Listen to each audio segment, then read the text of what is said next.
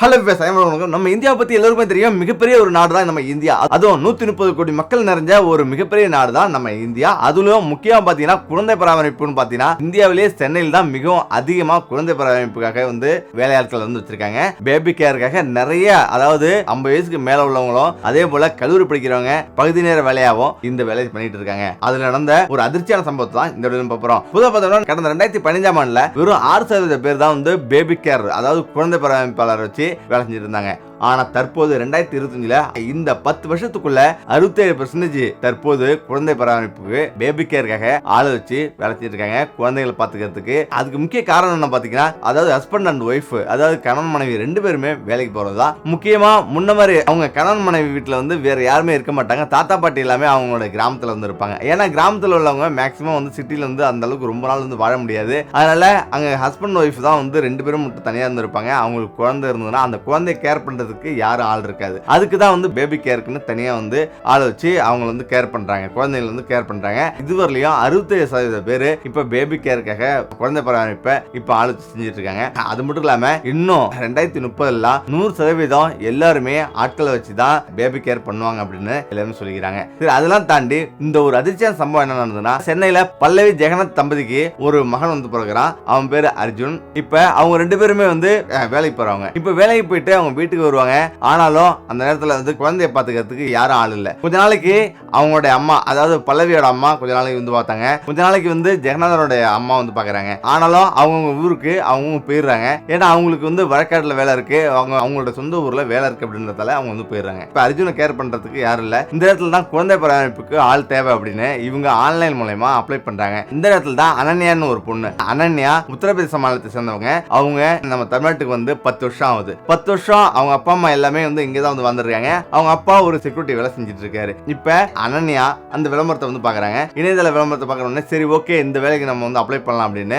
ஏன்னா அனன்யா கல்லூரி போயிட்டு இருக்காங்க. கல்லூரி ஈவினிங் கல்லூரி, அதாவது 5 மணில இருந்து ஈவினிங் 5 மணில இருந்து நைட்டு 10 மணி வரையிலும் அவங்களோட கல்லூரி. அதுக்கு முன்னாடி உள்ள நேரத்துல நம்ம ஏதாவது வேலை செய்யலாம் அப்படின்னு நினைக்கிறாங்க. அந்த நேரத்துல தான் இதை பாக்குறாங்க.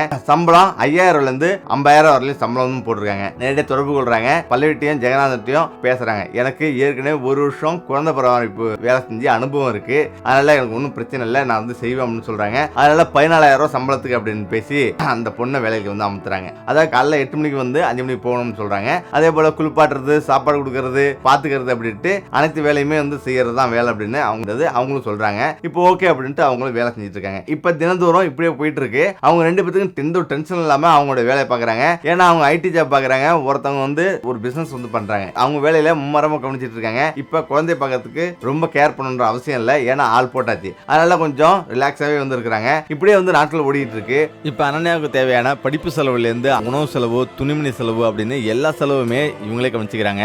1 வருஷம் வரலையும் அனன்யா நல்லா குழந்தைய பாத்துக்கிறா. 1 வருஷம் கழிச்சு நிலைமை அப்படி தலைக்கீழ மாறுது. என்ன நடக்குது அப்படின்னா, இப்ப அனன்யாவோட காதலன் இவங்க வீட்டுக்கு வர ஆரம்பிக்கிறான். இவங்க கூட இருக்க ஆரம்பிக்கிறான். இதனால குழந்தைய கேர் பண்றத கொஞ்சம் கொஞ்சமா விட்டுடுறா. இப்ப இப்படியே நாட்கள் 1 மாசம் 2 மாசம் இப்படியே போயிட்டு இருக்கு. குழந்தை ரொம்ப இலச்சிருது. ஜெகநாதன் ஒரு நாள் உட்கார்ந்து யோசிக்கிறான், குழந்தை ஏன் ஒரு மாதிரியா இருக்கு, முன்ன மாதிரி இப்ப இல்லையே, ஏதோ ஒரு பிரச்சனை இருக்கிற மாதிரி இருக்கே அப்படின்னு அவன் யோசிக்கிறான். சரி எதுவும் இருக்காது, நல்லாதான் பாத்துப்பா அப்படின்ட்டு அவனும் கண்டுக்கல. இப்படி போயிட்டு இருக்கு. ஒரு நாள் அனன்யாவோட காலன் உட்கார்ந்துருக்கான், குழந்தைய பாக்குறான். இப்ப அனன்யாவிட்ட நான் ஒரு ஐடியா சொல்றேன், நம்ம மிகப்பெரிய கோடீஸ்வரனா மாறிடலாம் அப்படின்னு சொல்றான். உண்மையே புரியல, என்ன சொல்ற அப்படின்னு கேக்குறான். அதாவது நம்ம இந்த குழந்தைய வெளிநாட்டுக்கு வித்தோம்னா பல கோடி ரூபா நமக்கு பணம் வரும், அதை வச்சு நம்ம லைஃப்ல செட்டில் ஆயிடலாம், நீ என்ன சொல்ற அப்படின்னு கேக்குறான். இதை கேட்டோடனே அவ பயங்கர கோபத்தின் உச்சிக்கே போயிடுறா. என்ன நம்பி குழந்தை ஒப்படைச்சிருக்காங்க, இப்படி நீ சொல்றியா அப்படின்னு சொல்லிட்டு அதெல்லாம் முடியாது, ஒழுங்கா வெளில போ அப்படின்னு சொல்லிடுறான். ஆனாலும் இவன் பேச சமாளிக்கிறான். அதாவது நம்ம எதுவுமே பண்ண வேண்டியதில்லை, யாரோ ஒருத்தவங்க குழந்தை தூக்கிட்டு ஓடிட்டாங்க அப்படின்னு சொல்லிட்டு அது போதும், மற்றதை நான் பாத்துக்கிறேன் அப்படின்னு அவன் சொல்லிடுறான். இந்த நேரத்துல சாயந்தரம் 5 மணி ஆகுது. அவளும் சம்மதிக்கிறான். 5 மணிக்கு பல்லவிக்கு போன் பண்ணி, இது மாதிரி உங்க குழந்தைய யாரோ ஒரு கொள்ளைக்காரக்கன் என் தலையில அடிச்சுட்டு குழந்தை தூக்கிட்டு போயிட்டான் அப்படின்னு அவன் சொல்றான். இதை கேட்டு அலறி அடிச்சு ஓடி வராங்க, கத்துறாங்க. ஆனா பார்த்தோன்னே அனன்யா அழுதுட்டே உட்கார்ந்துருக்கா. என்ன நடந்ததுன்னு கேக்குறாங்க. உடனடியா போலீஸுக்கும் தகவல் தராங்க. போலீஸ் உடனடியா வீட்டுக்கு வருது. வீட்டுக்கு விசாரணை பண்றாங்க. அப்பதான் போலீஸாரிடம் அனன்யா, நான் குழந்தைய வச்சுட்டு வெளில நின்று இருந்தேன், அப்பதான் திடீர்னு யாரோ என்ன தலையில பலமா அடிச்சுட்டு ஓடிட்டாங்க அப்படின்னு சொல்றாங்க. ஆனா இவங்களுக்கு ஒண்ணுமே புரியல. அவங்க வீடு முழுவதும் ஏதாவது தடயம் இருக்கான்னு தேடுறாங்க. அவன் வீட்டுல எந்த தடயமும் இல்ல, நகை பணம் எல்லாமே கரெக்டா இருக்கு. சரி இப்ப என்ன பண்றதுன்னு யோசிக்கிறாங்க. இந்த இடத்துல அவங்களுக்கு யோசனை தோணுது. வீட்டுக்கு வெளியில எல்லா பக்கமும் பாக்குறாங்க. அங்க ஒரு மண் ரோடு போகுது. அந்த மண் ரோட கவனிக்கிறாங்க. அந்த மண் ரோட்ல பெரிய டயர், அதாவது சாதாரண ஒரு காருக்குன்னா 13 அங்கலம் தான் இருக்கும், அதுவே 17 அங்கலம் உள்ள ஒரு பெரிய டயர் வந்த ஒரு கார் போனா அடையாளம் இருக்கு. இதை பார்த்து போலீசார் ஆச்சரியப்படுறாங்க. இவ்வளவு பெரிய டயர் உள்ள காரு இங்க யார் இட்டு வந்தது என்ன அப்படின்னு கேக்குறாங்க. ஜெகநாதனும் அப்படிலாம் எந்த ஒரு காருமே இந்த ஒரு வாரமா எந்த ஒரு காரும் வரல அப்படின்னு சொல்றான். அதே போல பக்கத்து வீட்டுல உள்ளவங்கள்ட்ட எல்லோருமே விசாரிக்கிறாங்க. யாருக்குமே எதுவுமே தெரியல அப்படின்னு சொல்றாங்க. சிசிடிவி கேமரா ஏதாவது இருக்கா அப்படின்னு சிசிடிவி கேமரா இருக்கான்னு பாக்குறாங்க. அங்க சிசிடிவி கேமராவும் இல்ல. இப்ப அவங்களுக்கு ஒண்ணுமே புரியல. சரி இந்த பாதையில தான் ஏதோ ஒரு பிரச்சனை இருக்கு, இது எந்த கார் வந்தது அப்படின்றது நமக்கு தெரியணும் அப்படின்னு அவங்க யோசிச்சுட்டு இருக்காங்க. இந்த நேரத்துல தான் அனன்யாவோட போனை வாங்கி அவன் யாராட்ட பேசிட்டு இருக்கா அப்படின்றத நோண்டி பாக்குறாங்க. இப்பதான் அனன்யாவோட காதல்கிட்ட பேசுனது அதுல லிஸ்ட்ல இருக்கு. இப்ப அவங்களுக்கு புரிஞ்சிருச்சு இதுல ஏதோ ஒரு விஷயம் நடந்திருக்கு அப்படின்னு. உடனடியா அவனுடைய காதலனுக்கு போன் பண்றாங்க. எங்க இருக்குன்னு அவளே கேட்க சொல்றாங்க. அவன் சொல்றான் இப்ப இந்த இடத்துக்கு போயிட்டு இருக்குன்னு சொல்றான். கரெக்டா போலீஸ் அங்க போய் கிராஸ் பண்ணது அவன் பிடிச்சிருது. இப்ப குழந்தையும் வண்டியிலே இருக்கு. இப்ப அவனையும் கைது பண்றாங்க. குழந்தை மீட்கிறாங்க. அனன்யாவையும் கைது பண்றாங்க. எப்பொழுதுமே யாரையுமே பெரும்பாலும் வேலைக்காரங்களை வைக்கிறதா இருந்தா சொந்த நாட்டுக்காரங்க வைங்க. அது மட்டும் இல்லாம ஒரு நிமிஷம் நினைச்சு பாருங்க, கொஞ்சம் விட்டு இருந்தா அந்த குழந்தைய லாஸ் ஆயிருக்கும். அந்த குழந்தை எங்க போயிருக்குன்னு தெரியாம போயிருக்கும். ஆனா கொஞ்சம் கேர்லெஸ்ஸா இருந்ததால எவ்வளவு பெரிய நிகழ்வு நடந்து முடிச்சு பாருங்க. அதே சமயத்துல இன்னைக்கு பொறுத்தளவு சிசிடிவி கேமரா ரொம்ப கம்மியா இருக்கு. அதாவது ஆன்லைன்லயே பிளிப்கார்ட், அமேசான் போன்ற தளங்கள்ல 1000 ரூபாயில இருந்து 2000 வரலையும் அழகழகான சிசிடிவி கேமரா விற்கிறாங்க. நம்ம வீட்டுல மாட்டிச்சிட்டோம்னா பயப்படாம பார்த்துட்டே இருந்திருக்கலாம். எந்த ஒரு பிரச்சனை இருந்தாலும் உடனடியாக போயிட்டு நம்ம தடுக்க முடியும், உடனடியா பார்த்து அவங்களை தண்டிக்க முடியும். அதே போல இன்னொரு சம்பவத்துல இருக்கிற ஒவ்வொரு குடும்பமும் இந்த வீடியோ கண்டிப்பா பாருங்க.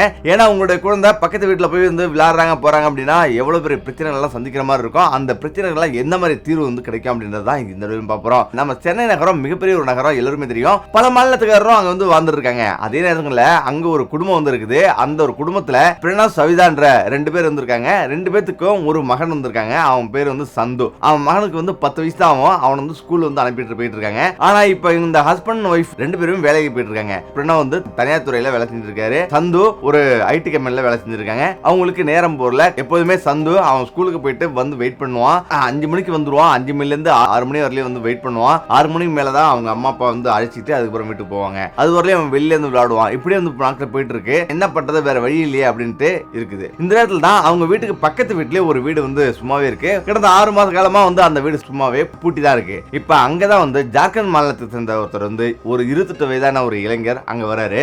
அவர் அந்த வீட்டுல குடி போறாரு. அது பக்கத்து வீடு. அந்த நேரத்துல தான் சந்துவுக்கு பர்த்டே கொண்டாடுறாங்க. இப்ப பிறந்த நாள்ல எல்லாருக்குமே சாக்லேட் போய் கொடுத்துருவாப்பா அப்படின்னு சொல்றாங்க. அதே போல சாக்லேட் கொடுத்து அழைப்பு கொடுக்குறாரு. இன்னைக்கு பிறந்த நாள் வந்துருங்க அப்படின்னு சொல்லிட்டு அங்க பக்கத்துல எல்லா வீட்லயும் சொல்லிட்டு சந்து வீட்டுக்கு வரான். அப்படி வீட்டுக்கு வந்த பிறகு எல்லாருமே வாத்திட்டு போறாங்க. அந்த ஜார்க்கண்ட் மாநிலத்தை சேர்ந்த அந்த 27 வயது இளைஞரும் வராரு. அவர் பேரு சிக்கந்தரும் வராரு. கிஃப்ட் தந்து நல்லா ஜாலியா பேசுறாங்க, நல்லா பழகுறாங்க. நாட்கள் கிடக்குது. இப்ப சந்து அடிக்கடி சிக்கந்தர் வீட்டுக்கு போயிட்டு காலை டிஃபன் சாப்பிடுறது போறது அப்படின்றது ரொம்ப பழக்கம் படுறான். சிக்கந்தரும் சிறுவன் கூட ரொம்ப பழகுறான். ஆனா சிக்கந்தரும் காலையில வேலைக்கு போயிட்டு சீக்கிரமே 3 மணிக்கே வீட்டுக்கு வந்துருவான். இப்ப இப்படியே போகுது. கடந்த 3-4 மாசம் நல்ல பழக்கம் ஏற்படுது. இந்த இடத்துல தான் சிக்கந்தர்ட்ட அவங்க அப்பா அம்மா எங்களுக்கு ஒரு சின்ன உதவி வேணும், அது செய்ய முடியுமா அப்படின்னு சொல்றாங்க. நான் செய்யறேன் அப்படின்னு சிக்கந்தரும் சொல்றான். இப்பதான் எங்களோட பையன் ஸ்கூலுக்கு போயிட்டு 5 மணிக்கு வீட்டுக்கு வருவான். 5 மணிக்கு வீட்டு வந்த பிறகு நாங்களும் வேலைக்கு போயிட்டு வரோம். நாங்க வரதுக்கு 6 மணி 7 மணி ஆகும். நீங்க அது வரலையும் எங்க பையனை கொஞ்சம் பார்த்துருந்தீங்கன்னா அவனுக்கு ஏதாவது காஃபி டீ சைடிஸ் சாப்பிட்றதுன்னா அவங்க உங்க வீட்டுல உட்கார வச்சுட்டு நீ சாப்பிட்டுருங்க, நாங்க அதுக்குள்ள நான் வந்துருவோம் அப்படின்னு சொல்றாங்க. இவ்வளவுதானே, நான் பாத்துக்கிறேன் அப்படின்னு சொல்லிட்டு அவனு சொல்றான். இப்ப அதே போல அவங்களும் வேலைக்கு போயிடுறாங்க. சந்துவும் ஸ்கூல் முடிஞ்ச பிறகு 5 மணிக்கு வரான். வந்துட்டு இவரு கூட நல்லா பழகுறான். பழகிட்டு அவங்களே சைடிஸ் பிஸ்கட் சாக்லேட் எல்லாம் சாப்பிட்டு அங்க ரிலாக்ஸா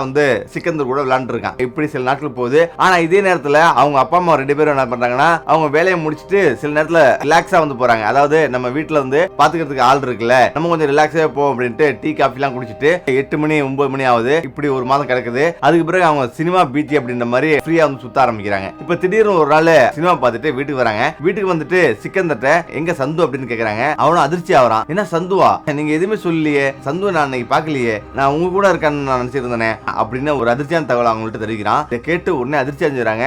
உண்மையிலேயே உங்க கூட இல்லையா அப்படின்ட்டு அவங்க எல்லாருக்கும் தேடி பாக்குறாங்க.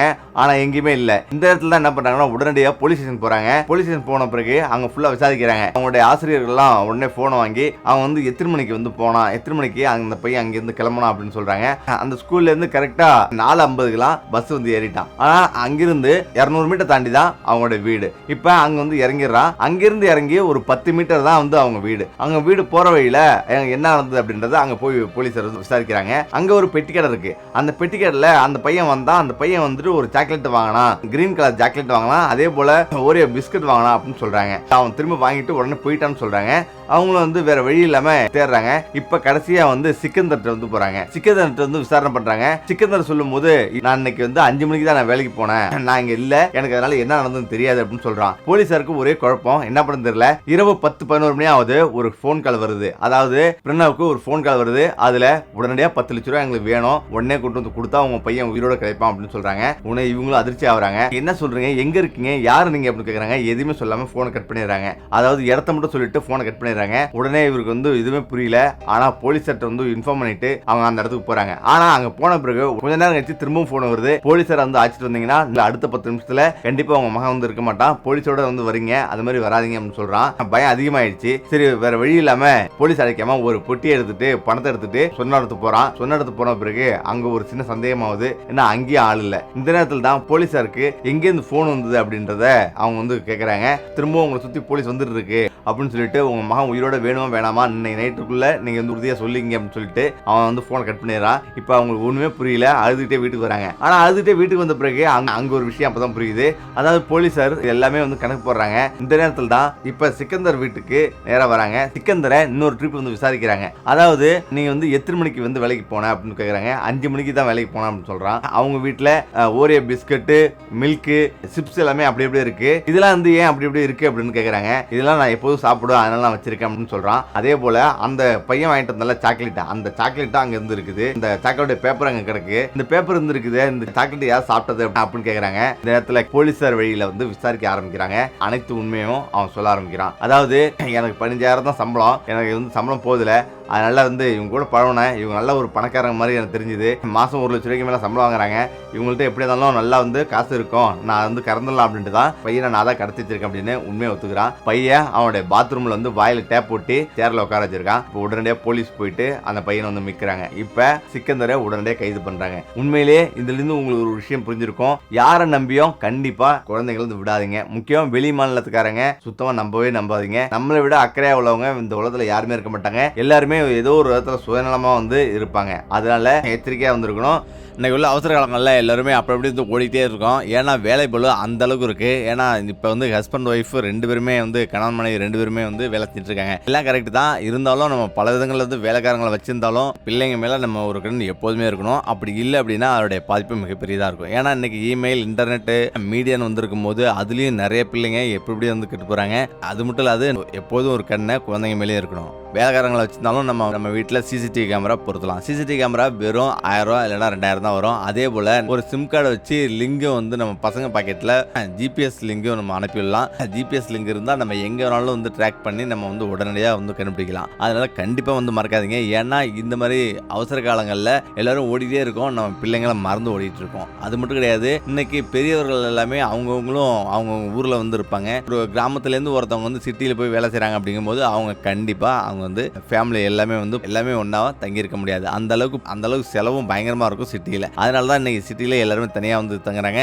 முக்கியமா அதுக்கு வேலைக்காரங்களை பயன்படுத்துறாங்க. வேலைக்காரங்களை பயன்படுத்தலாம் சிசிடிவி கேமரா வீட்டில் பொறுத்திக்கிங்க. அப்பதான் வந்து குழந்தைங்க சேஃப்டியா இருக்கா இல்லையா அப்படின்றது நமக்கு அடிக்கடி பார்த்துக்க முடியும். அதே நேரங்களில் இந்த மாதிரி ட்ராக்கும் வந்து நம்ம நினைப்போம் 10,000 20,000 நினைப்போம், அந்த மாதிரிலாம் கிடையாது. நம்ம அமேசான், பிளிப்கார்ட்லேயே சாதாரணமாக விற்கிது. 1000 to 2000 தான் வந்து விற்கிது. அதை வாங்கி அவங்கவுங்க பாக்கெட்டில் போட்டாவே போதும், இல்லைன்னா ஸ்கூல் பேக்கில் போட்டாவே போதும். அந்த ட்ராக்கை கண்டுபிடிச்சு நம்ம எங்க வேணாலும் போயிட்டு கண்டுபிடிச்சிடலாம். இதே போல எக்காத்து மட்டும் வெளி மாநிலத்துக்காரங்களோ வெளி நபர்களையோ நம்பவே நம்பாதீங்க. அப்படி நம்பினா அவருடைய பாதிப்பு மிகப்பெரியதா நமக்கு தான் இருக்கும்.